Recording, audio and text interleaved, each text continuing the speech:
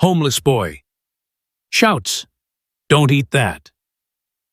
John Kennedy freezes when he finds out why. The Park Cafe, nestled in the heart of Louisiana's bustling capital, was a shimmering oasis for the city's elite. Its elegant patio framed by rows of manicured trees that swayed gently in the warm breeze. The faint hum of a nearby fountain mingled with the clinking of fine china and the soft murmur of cultured voices, creating an atmosphere of refined opulence. Waiters in crisp black uniforms glided between tables, balancing trays of artisan dishes, plates of seared scallops, vibrant salads, drizzled with truffle oil, and glasses of sparkling water, garnished with delicate lemon twists. The air carried the comforting aroma of freshly baked sourdough and the subtle sweetness of blooming jasmine from the garden beyond. It was a place where power and privilege converged, where deals were struck over espressos and reputations were polished as carefully as the silverware. At the center of this scene, at a prime table draped in a pristine white cloth, sat John Neely Kennedy, a man whose presence commanded attention without effort. His silver hair was neatly combed, his tailored navy suit impeccable, and his eyes, sharp and discerning, scanned the menu with a quiet intensity. Across from him sat Sophia, his strikingly beautiful wife, her jet-black hair cascading in soft waves over her shoulders.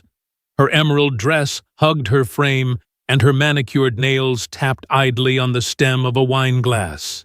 She was a vision of elegance, her every movement calculated, yet her gaze flickered restlessly to her phone, her lips curving into a smile that didn't quite reach her eyes. The couple's dynamic was a familiar one to the cafe's regulars, a powerful man and his younger, glamorous wife, a pairing that drew both admiration and whispers. But for one observer unnoticed by the well-heeled patrons, the scene held a different kind of significance. Malik, a wiry boy no older than 12, lingered just beyond the patio's wrought iron fence, his oversized hoodie swallowing his thin frame. His dark eyes, wide and watchful, darted from table to table, taking in the abundance that felt like a world apart from his own. His sneakers, worn thin at the soles, scuffed silently against the pavement as he shifted his weight, his stomach twisting with a familiar ache. Malik was a fixture on these streets, a shadow flitting at the edges of the city's affluence, always searching for scraps or unguarded moments. He knew the rhythms of the Park Cafe when the waiters were too busy to notice a missing roll, when a distracted patron might leave a half-eaten plate within reach. But today his attention wasn't on food alone. His gaze kept returning to Kennedy's table, drawn by an instinct he couldn't name. The senator's meal was a study in extravagance, a steaming bowl of creamy bisque, a basket of warm bread, and a glass of sparkling water that caught the sunlight like a prism. Sophia, meanwhile, sipped her wine, her posture relaxed, but her eyes sharp, flicking toward her husband with a strange intensity. Malik edged closer, his small hands gripping the fence, his breath shallow. He wasn't sure why he felt so uneasy, but something about the scene gnawed at him like a warning, whispered in a language he didn't fully understand. Kennedy set down the menu, his voice low and measured as he addressed his wife. "You're awfully quiet today, Sophia. Something on your mind?" His tone was calm, but there was an edge to it, a subtle challenge that hung in the air. Sophia looked up, her smile quick and polished like a reflex. "Just enjoying the moment, John," she replied, her voice smooth as silk. She reached across the table, her fingers brushing his hand, but the gesture felt rehearsed, lacking warmth. "You know how much I love our lunches here." Kennedy raised an eyebrow, unconvinced, but said nothing, turning his attention to his phone as it buzzed with a notification.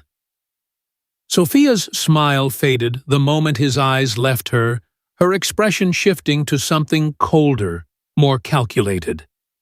Malik, still watching, felt a chill despite the warm air. He couldn't hear their words clearly, but the tension between them was palpable, like a storm cloud gathering over the sunlit patio.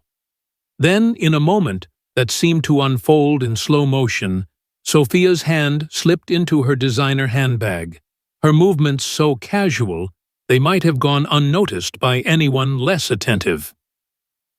Malik's breath caught as her fingers closed around a small glass vial no bigger than a perfume sample. With a flick of her wrist, she twisted it open, her eyes darting to ensure Kennedy was still engrossed in his phone. In one fluid motion, she tilted the vial over the steaming bowl of bisque, a clear liquid, blending seamlessly with the creamy surface. She stirred the soup with a spoon, her face betraying no hint of what she'd done, then leaned back, her smile returning as if nothing had happened. Malik's heart pounded in his chest, his knuckles whitening as he gripped the fence. Had he really just seen that? His mind raced, replaying the moment, the vial, the liquid, the way Sophia's eyes had flickered with something dark, almost triumphant. He glanced around, hoping someone else had noticed, but the other patrons were lost in their own worlds, laughing over their meals or engrossed in conversation. The waiters moved with practiced efficiency, oblivious to the drama unfolding at the center table.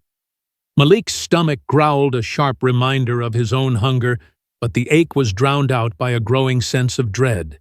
He knew what he'd seen, even if he didn't understand why. Sophia's voice, low and barely audible, reached his ears as she leaned closer to Kennedy. "After all the effort I've put in, you won't ruin this now," she murmured, her tone laced with a chilling finality. Kennedy, still focused on his phone, didn't seem to hear, but Malik did, and the words sent a shiver down his spine. He crouched lower, his mind a whirlwind of fear and indecision. Who was he to get involved? A kid like him with no home, no name that mattered, no one to vouch for him. Why would anyone listen? The world of the Park Cafe, with its wealth and power, was as foreign to him as the moon. And yet here he was, the only witness to something terribly wrong. The boy's thoughts spiraled, each one heavier than the last. He could walk away, pretend he hadn't seen anything, and no one would be the wiser. It would be easier, safer. He'd survived this long by keeping his head down, by staying invisible. But the image of the vial, the liquid disappearing into the soup, burned in his mind. He thought of his mother, long gone, who used to tell him that doing the right thing was never about being seen. It was about being able to sleep at night. Malik didn't have a bed to sleep in, but he understood her meaning now more than ever. His eyes locked on Kennedy's spoon as it hovered over the bowl, the senator's hand steady but unaware. Sophia watched her husband with a predator's patience, her smile a mask that hid something far uglier. Malik's chest tightened, his breath coming in short, ragged bursts. He didn't know, this man didn't owe him anything, but the thought of standing by while something awful happened was unbearable. Wrong was wrong, and he couldn't unsee what he'd seen. The moment stretched, the cafe's sounds fading into a distant hum as Malik wrestled with his fear. Then, without fully deciding to, he pushed himself off the fence, his legs moving before his mind could catch up. His small frame darted toward the patio, slipping through a gap in the railing with a grace born of necessity. His heart thundered as he marched straight to Kennedy's table, the eyes of the other patrons beginning to turn toward him. His voice, hoarse and cracking, shattered the cafe's polished calm. "Don't eat that," he shouted, the words bursting out with a force that surprised even him. The clatter of a dropped fork echoed conversations halted mid-sentence, and every head swiveled to the boy in the threadbare hoodie standing defiantly at the center of the scene. Kennedy froze his spoon inches from his lips, his sharp eyes locking onto Malik with a mix of confusion and alarm. Sophia whipped her head around, her composure slipping for a fraction of a second before her face hardened into a mask of indignation. "What did you just say?" she demanded, her voice sharp enough to cut glass, her green eyes boring into Malik like daggers.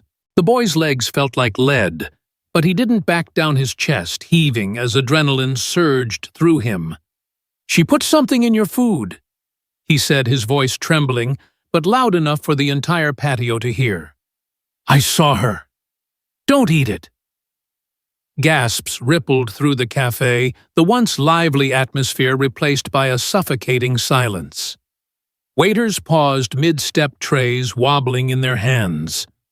Patrons leaned forward, their meals forgotten as the drama unfolded. Kennedy's spoon hovered, his gaze shifting between the boy and his wife. A flicker of doubt creeping into his expression.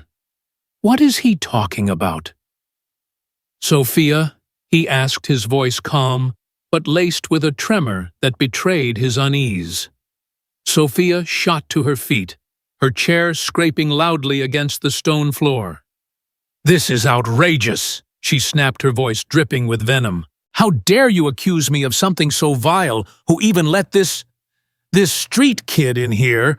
Her words were a calculated strike meant to diminish Malik, to paint him as an intruder in their world. But Malik didn't flinch. His dark eyes locked on Kennedy's, pleading for him to listen. "I saw her," he repeated, his voice steadier now. "She poured something into your soup when you weren't looking. You can smell it if you don't believe me." Kennedy's face tightened, his hand trembling slightly as he set the spoon down. He turned to Sophia, his eyes narrowing. "Sophia, what's going on here?" he asked, his tone low but firm, the weight of his authority palpable. She scoffed, waving a dismissive hand, but her composure was fraying, her movements jerky. "He's lying, John. Look at him. He's probably just after money or food," she said, her voice rising, her gaze flicking to Malik with open disdain. The crowd murmured whispers, snaking through the air, some skeptical, others intrigued. Malik stepped closer, his fists clenched at his sides. "I'm not lying," he said, his voice rising with conviction. "She doesn't want you to know, but I saw everything." The tension was electric, the cafe holding its collective breath as Kennedy's gaze lingered on the bowl of soup, then returned to his wife. Sophia's mask of poise was slipping, her lips pressing into a thin line as she struggled to maintain control. "This is absurd," she said, her voice trembling with barely contained rage. "Are you really going to entertain this nonsense?" John Kennedy didn't answer immediately, his eyes studying Malik with a scrutiny honed by years in public life. The boy's presence was an anomaly in this world of privilege, but there was something in his unwavering gaze, his refusal to back down, that gave Kennedy pause. The senator leaned back slightly, his mind racing as he weighed the boy's words against the woman he thought he knew. The patio remained silent, the weight of the moment pressing down on everyone present. Malik stood his ground, his small frame trembling but resolute, knowing he'd crossed a line he couldn't uncross. He'd spoken the truth, but whether anyone would believe him was another matter entirely. The sun continued its arc across the sky, casting long shadows over the cafe as the stage was set for a confrontation that would unravel secrets and change lives forever. The Park Cafe, once a symphony of clinking glasses and refined chatter, was now a stage frozen in stunned silence, every eye fixed on the unlikely trio at its center.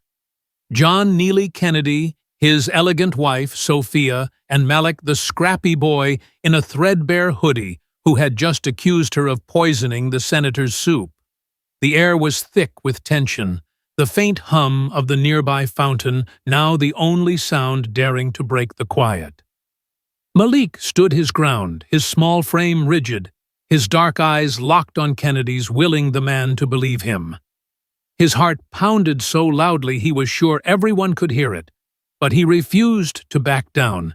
even as Sophia's piercing gaze bore into him like a blade.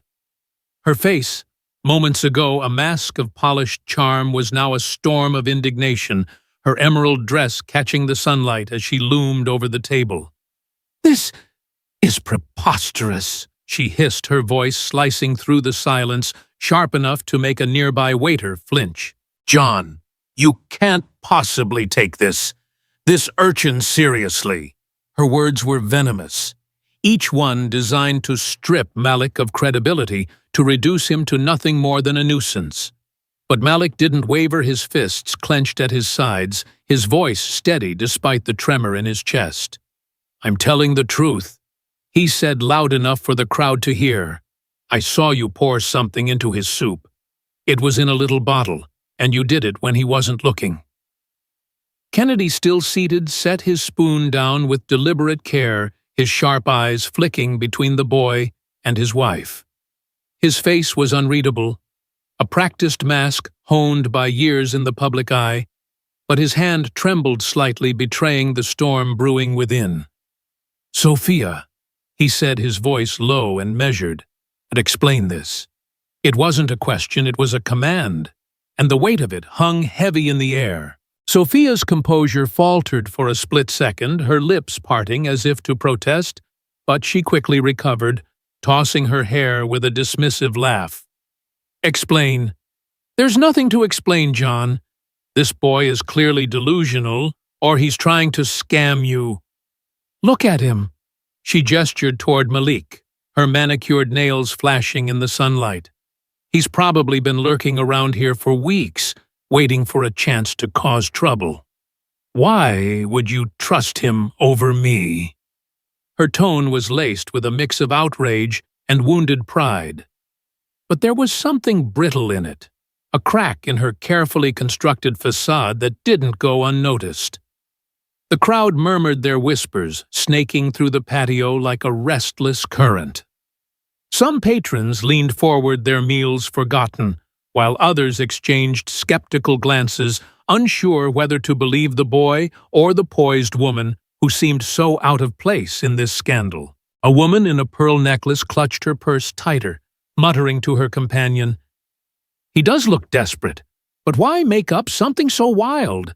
A man in a pinstripe suit shook his head, his voice low. "That boy's got no reason to lie. What's he got to gain?"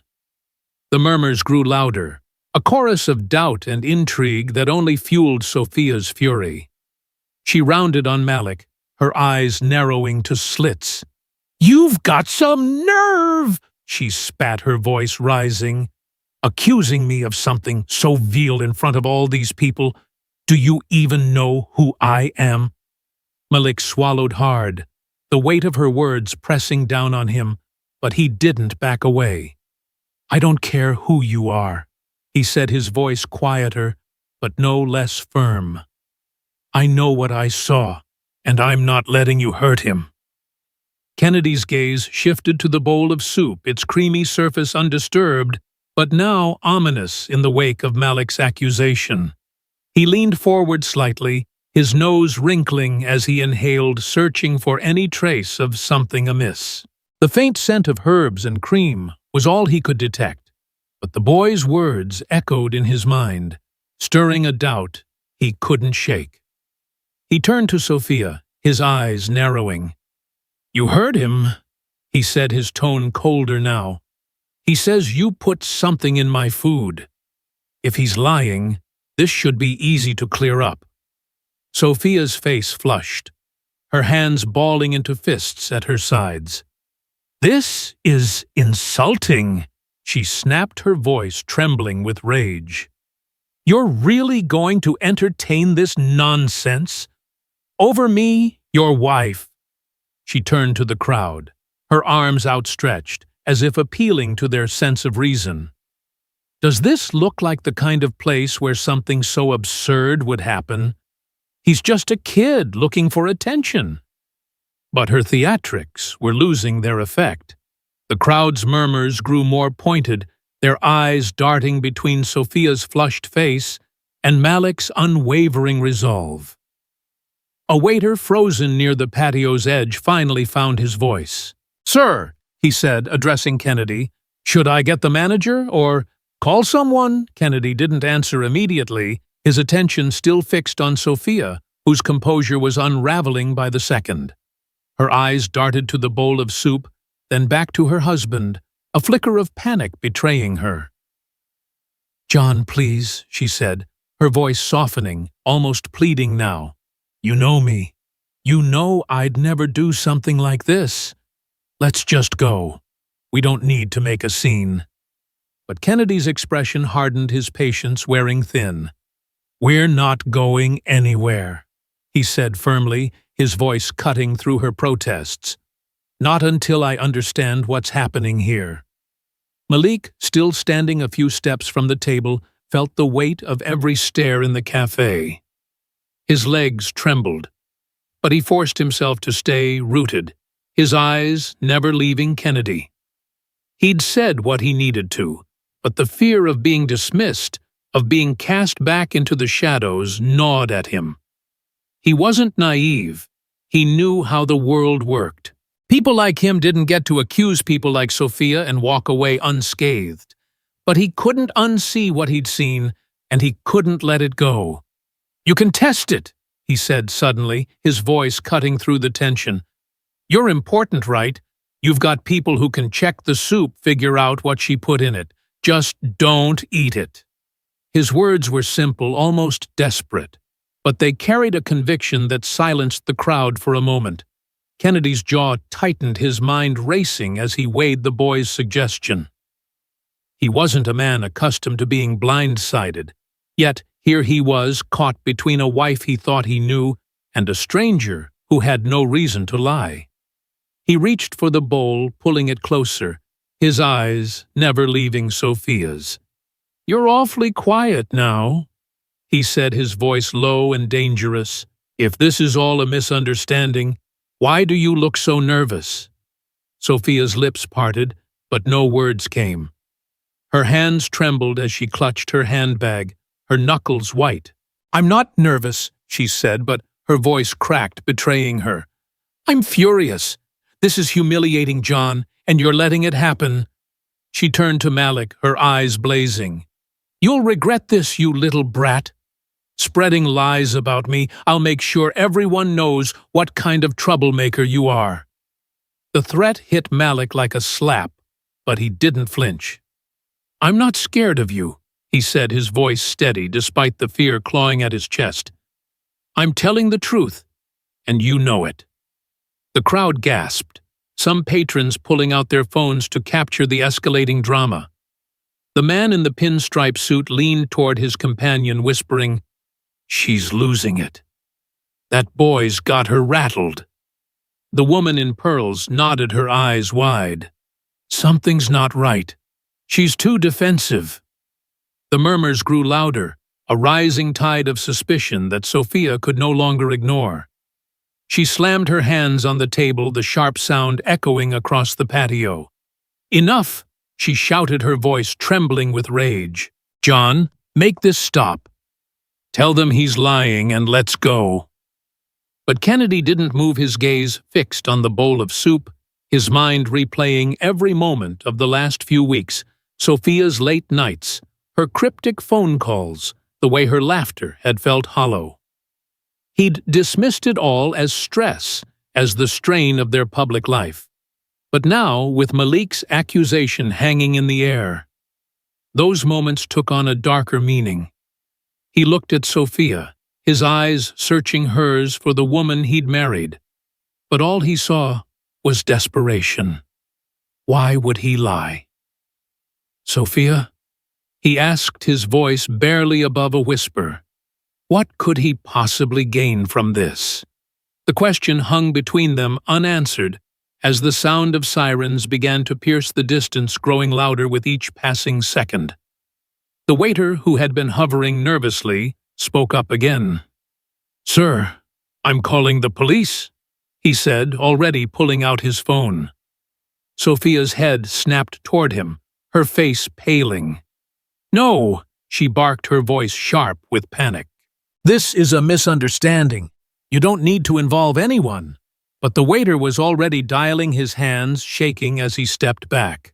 The crowd's whispers turned to open speculation, their voices a low hum of shock and curiosity. Malik felt a surge of relief, but it was fleeting. The truth was still buried, and Sophia's fury was a tangible force pressing down on him like a weight. He glanced at Kennedy, hoping for a sign that the man believed him. But the senator's face was a mask, his thoughts unreadable. As the sirens drew closer, Sophia's composure crumbled further, her hands trembling as she clutched her handbag to her chest. "John, please," she said, her voice breaking. "You can't let this happen. You know I'd never hurt you." But Kennedy's expression was stone, his trust in her eroding with every passing second. He turned to Malik, his voice calm but firm. "You said you saw a bottle. Describe it." Malik nodded, stepping closer, his voice steady despite the chaos around him. "It was small, like something you'd get at a pharmacy. Clear liquid, no label. She poured it in quick, then stirred it so you wouldn't notice." Kennedy's eyes darkened, his gaze shifting back to Sophia, who was now visibly shaking. "That's enough," she snapped, her voice rising to a near scream. "I won't stand here and be accused by some filthy kid." But her outburst only deepened the crowd's suspicion, their murmurs now a steady hum of disbelief. The first police officer appeared at the patio's edge, his hand resting on his belt as he surveyed the scene. "What's going on here?" he asked, his tone neutral but authoritative. Kennedy stood his presence commanding despite the turmoil. "Officer," he said, gesturing to the bowl of soup, "this young man claims my wife put something in my food. I'd like you to take a look." The officer's eyes flicked to Malik, then to Sophia, who was now clutching her handbag like a lifeline.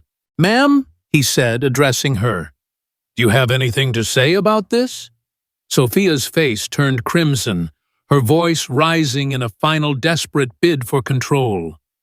"This is ridiculous. He's just a street kid trying to cause trouble." "John, tell them." But Kennedy's silence was deafening.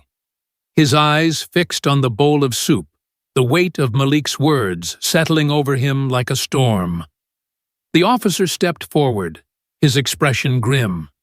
"We'll need to test the contents," he said, reaching for the bowl. Sophia's panic erupted, her voice a shrill cry. "No! You can't do this!" The crowd gasped her outburst, sealing her fate in their eyes as the truth edged closer to the surface, threatening to unravel everything she'd fought to protect. The Park Café. Its elegant patio, now steeped in the golden glow of late afternoon, had transformed from a bastion of refinement into a theater of raw, unfiltered tension. The clinking of glasses and soft laughter that once defined the space were gone, replaced by a heavy silence broken only by the faint trickle of the nearby fountain. Every eye was fixed on the unfolding drama at the center table, where John Neely Kennedy, his wife Sophia, and a boy named Malik stood at the heart of a revelation that had shattered the cafe's polished facade. Malik's accusation that Sophia had poisoned Kennedy's soup hung in the air like a storm cloud, and Sophia's desperate outburst, "You can't do this," had only deepened the crowd's suspicion. Her once flawless composure was in tatters, her emerald dress clinging to her, as if it too were trying to escape the weight of her unraveling lies. She gripped her handbag, her knuckles white, her eyes darting frantically between the police officer and her husband, searching for a way out that no longer existed. Malik, small and defiant in his oversized hoodie, stood his ground a few steps back, his dark eyes wide with a mix of fear and resolve. The weight of the cafe's collective stare pressed down on him, but he refused to falter even as his heart raced with the uncertainty of what came next. Kennedy, still seated, stared at the bowl of soup, its creamy surface, now a sinister reminder of betrayal. His silver hair caught the fading light, but his face was pale. his sharp eyes clouded with a pain that cut deeper than any public scandal. The lead officer, a broad-shouldered man with a calm authority, held the bowl of soup, his expression grim as he addressed Sophia. "Ma'am, if there's nothing to this, you won't mind us testing it," he said, his voice steady but firm. Sophia's lips parted, a protest forming, but it died in her throat, her panic betraying her. She shook her head, her voice rising to a shrill pitch. "This is absurd. You're taking the word of a nobody over mine." Her words were a lash meant to diminish Malik, to erase him from the narrative, but they only fueled the crowd's murmurs. Whispers rippled through the patio, a chorus of doubt and intrigue. A man in a tailored blazer leaned toward his companion, muttering, "She's losing it. That kid's got her cornered." A woman in a floral dress clutched her necklace, her voice low. "Why's she so scared if she's innocent?" The murmurs grew louder, each one a nail in the coffin of Sophia's crumbling facade. Malik felt the sting of her words, but he didn't flinch. He'd been called worse, been invisible for so long that her insults were just noise. What mattered was Kennedy, and whether the man believed him. Kennedy's voice cut through the tension, low and deliberate. "Sophia," he said, his eyes locking onto hers, "if this is a misunderstanding, you've got nothing to worry about."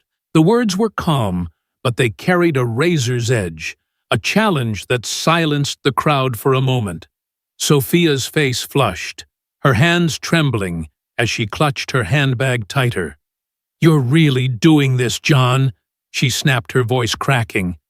"You're letting this street rat humiliate me."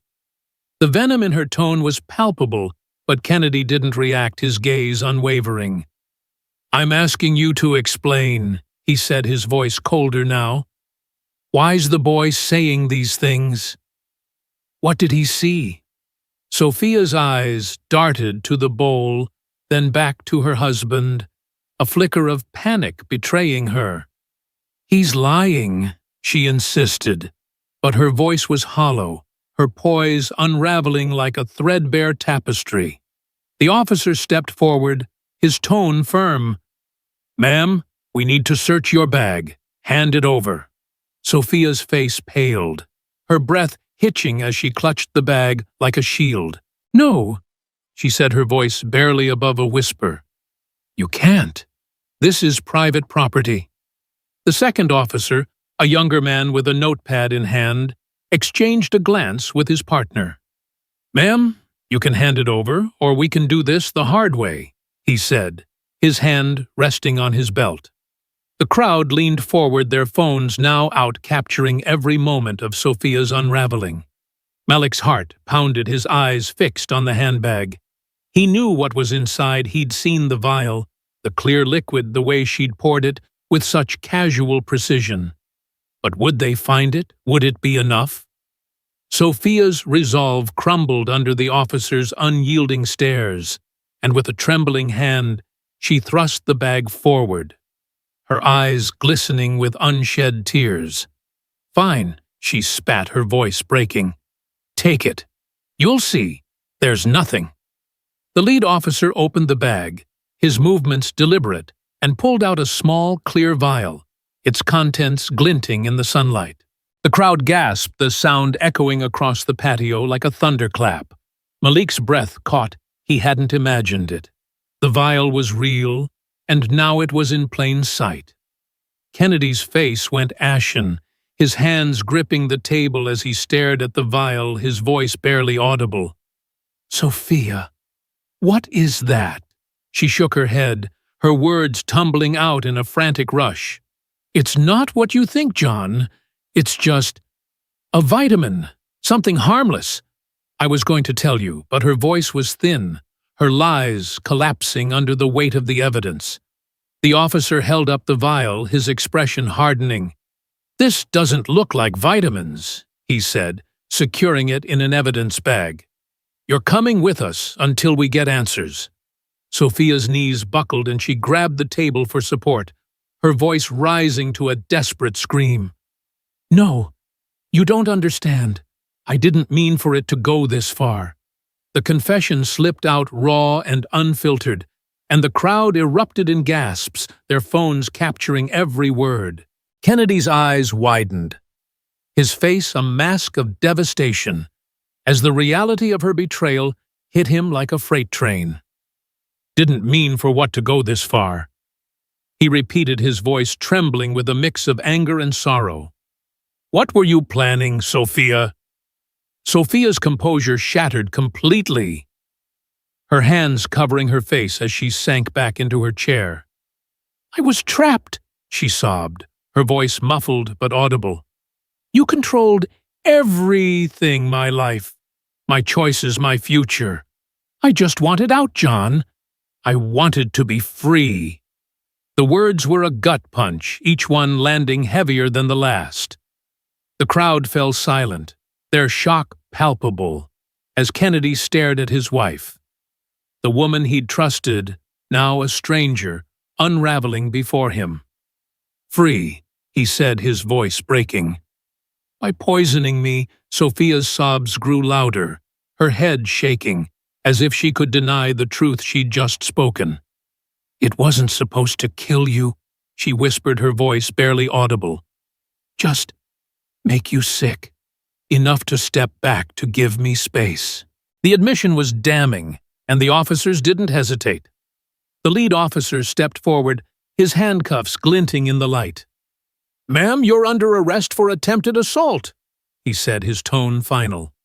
Sophia screamed, trying to pull away, but the second officer restrained her, guiding her toward the patrol car waiting beyond the patio. Malik watched his chest tight, as Sophia's protests faded into the distance, her voice echoing with desperation. "John, please, you don't know what it was like." But Kennedy didn't respond. His gaze fixed on the table, his hands trembling as he pushed the soup bowl farther away. The crowd's murmurs resumed a low hum of pity and disbelief. Some patrons shaking their heads, others whispering about the scandal that would surely dominate the city's gossip for weeks. Malik felt exposed, the adrenaline that had carried him through the confrontation now replaced by a gnawing uncertainty. He'd done what was right, but what did that mean for him? He was still just a kid, with nowhere to go, no one to turn to. The fear of being dismissed, of fading back into the shadows, clawed at him. But then Kennedy's voice broke through, soft but firm. "Malik," he said, his eyes meeting the boy's with a warmth that hadn't been there before. "Sit down." Malik hesitated, his sneakers scuffing the stone floor as he sank into the chair across from Kennedy, his hands shoved deep into his hoodie pockets. The senator's face was still pale, but his eyes were steady, a flicker of gratitude cutting through the pain. "You didn't have to do what you did," Kennedy said, his voice raw. "You could have walked away, and no one would have known. But you didn't." "Why?" Malik shrugged, his gaze dropping to the table. "Didn't seem right," he mumbled. "I saw what she did, and I couldn't just let it happen." Kennedy nodded, his expression softening. "That's more than most would have done," he said. "You saved my life, son." "I don't take that lightly." Malik looked up, his throat tight, the weight of Kennedy's words settling over him like a blanket. He wasn't used to being seen, let alone thanked, and the sincerity in the man's voice stirred something he couldn't name. The waiter, who had been hovering nervously, approached with a glass of water, setting it in front of Kennedy. "Sir, do you need anything else?" he asked, his voice tentative. Kennedy shook his head, his focus still on Malik. "I'm fine," he said, then paused, his eyes softening. But this young man could use something to eat. Malik's eyes widened, the offer catching him off guard. He hadn't eaten a proper meal in days, but the thought of sitting here in this place felt surreal. "I'm okay," he said, But Kennedy's expression was firm. "You're not," he said gently, "and you don't have to pretend you are." The words were simple, but they hit Malik hard, stirring a warmth he hadn't felt in years. As the waiter hurried off to fetch a plate, Kennedy leaned back, his gaze distant. "Life's a funny thing," he said almost to himself.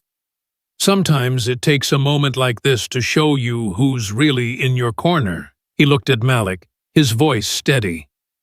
"You were in mine today, Malik, and I'm going to make sure you're not alone anymore." The promise was quiet, but it carried a weight that made Malik's chest ache, a flicker of hope igniting in the darkness of his doubt. The Park Café. Its patio, now cloaked in the soft glow of twilight, had settled into a hushed calm, the frenetic energy of the day's drama giving way to a reflective stillness. The fountain's gentle trickle and the rustle of leaves in the evening breeze were the only sounds, a stark contrast to the earlier chaos that had gripped the space.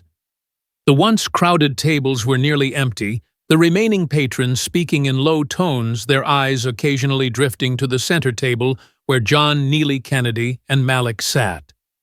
The senator's navy suit was slightly creased, his silver hair catching the last rays of sunlight, but his presence still commanded quiet respect. Across from him, Malik, small and swallowed by his oversized hoodie, fidgeted in the ornate chair, his dark eyes flickering with a mix of awe and uncertainty.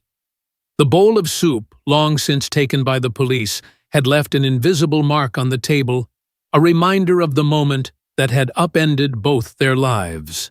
Sophia's arrest. Her chilling confession, still echoing in the air, had faded into the background, but its impact lingered, binding Kennedy and Malik in a shared moment of truth. Kennedy leaned forward, his sharp eyes softened by gratitude as he studied the boy.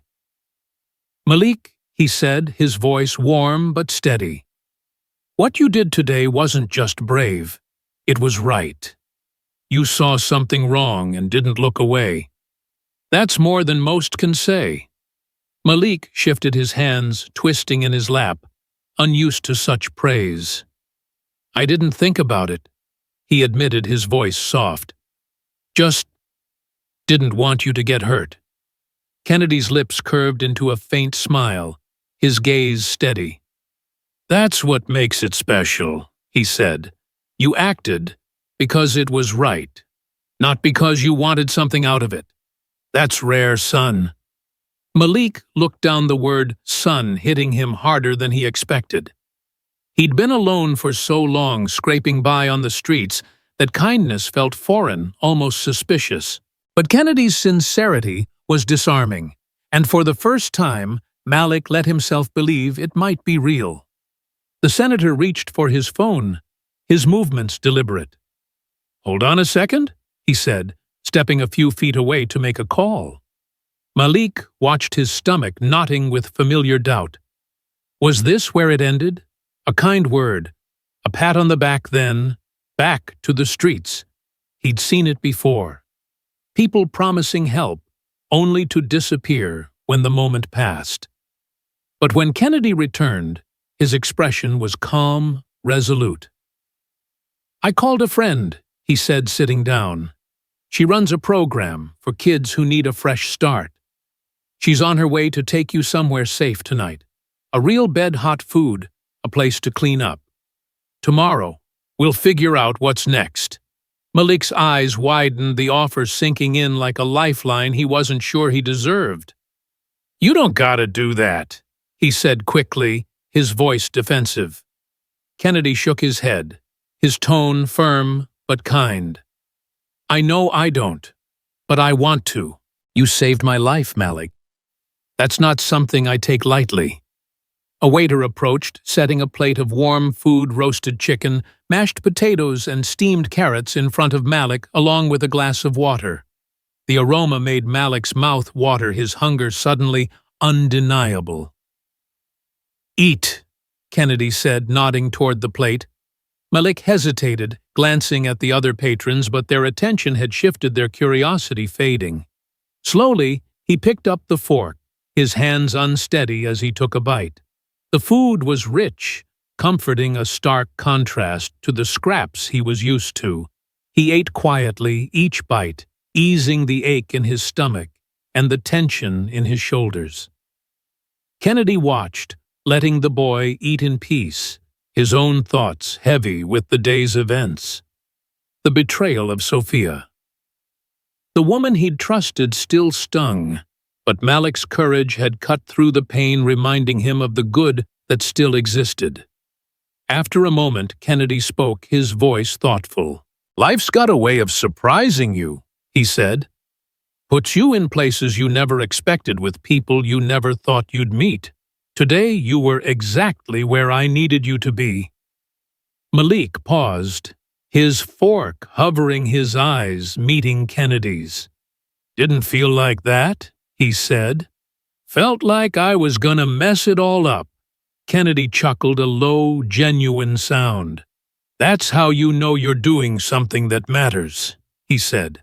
"When it scares you, when you think you might fail, that's when you're really alive. You pushed through that fear today, Malik. That's what makes you different." Malik looked down, the weight of the words settling over him. He'd never seen himself as different, just a kid trying to survive, but Kennedy's belief in him stirred something new, a spark of pride he hadn't known he could feel. Kennedy leaned back, his gaze distant. "I've met a lot of people in my time," he said. "Some with power, some with nothing. But the ones who leave a mark aren't always the ones you expect. It's the ones who do what's right, no matter how hard it is, who change things." He looked at Malik, his eyes steady. "You changed my life today, and I'm not about to let you go back to the way things were." Malik's throat tightened, the promise almost too big to grasp. He wanted to trust it, to believe that this wasn't just a fleeting gesture, but the fear of disappointment lingered. "Why me?" he asked, his voice barely audible. Kennedy's expression softened, a flicker of sadness in his eyes.